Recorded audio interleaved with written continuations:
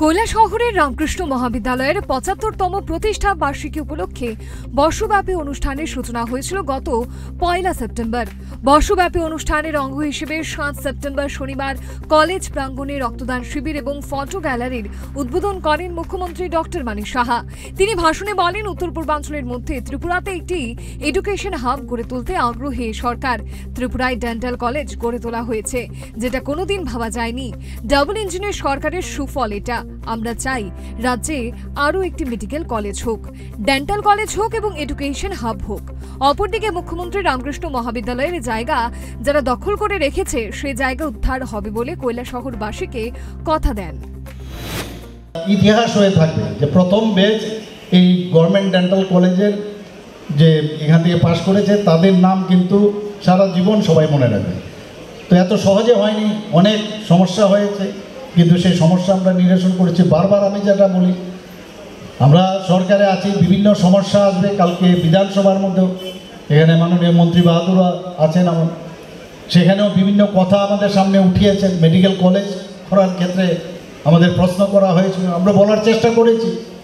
আমরা চাই যে মেডিকেল কলেজ কে না চায়, যে সব জায়গায় মেডিকেল কলেজ হোক, ডেন্টাল কলেজ হোক, এডুকেশন হাব হোক, কে না চায়।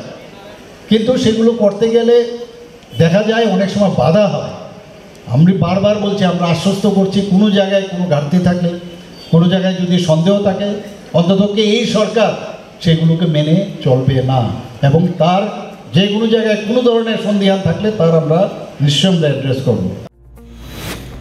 অনুষ্ঠানে বক্তব্য রাখতে গিয়ে বিধায়ক বিজয় সিনহা বলেন, মুখ্যমন্ত্রী ডক্টর মানিক সাহা রাজ্যের চিকিৎসা ব্যবস্থার জন্য এবং শিক্ষার প্রসারে নিরলস চেষ্টা করে যাচ্ছেন।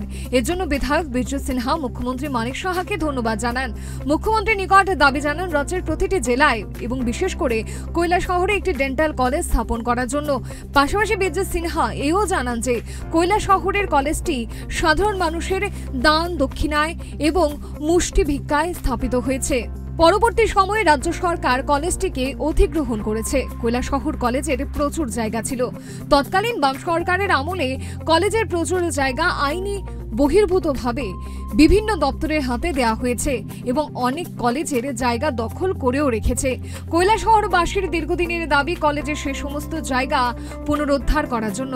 এছাড়া রামকৃষ্ণ কলেজকে কেন্দ্র করে স্বামী বিবেকানন্দের আদর্শে কৈলাসহরে একটি বিশ্ববিদ্যালয় স্থাপনের দাবিও করেন তিনি। রাজ্যের শিক্ষা প্রসারের জন্য উদ্যোগ নিয়েছেন। রাজ্যে একটা ডেন্টাল কলেজ হয়েছে এবং অন্যান্য জায়গায় কলেজ, মেডিকেল কলেজ করার জন্য উনি উদ্যোগ নিচ্ছে। আমি অনুরোধ করব যে ত্রিপুরা প্রত্যেকটা জেলায়, বিশেষ করে কৈলাসহরে একটা মেডিকেল কলেজ করা যায়।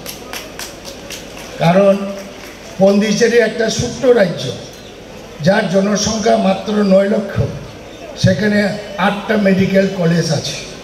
তাহলে আমাদের রাজ্যে হবে না কেন?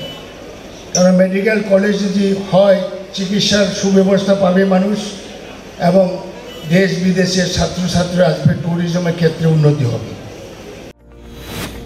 অনুষ্ঠানে মুখ্যমন্ত্রী মানিক সাহা ছাড়াও উপস্থিত ছিলেন সমাজ কল্যাণ ও সমাজ শিক্ষা মন্ত্রী টিঙ্কু রায়, কৈলাসহর রামকৃষ্ণ মঠ মিশনের অধ্যক্ষ গিরিজানন্দ মহারাজ এবং বিশিষ্ট ব্যক্তিবর্গ। Bureau report, Times 24।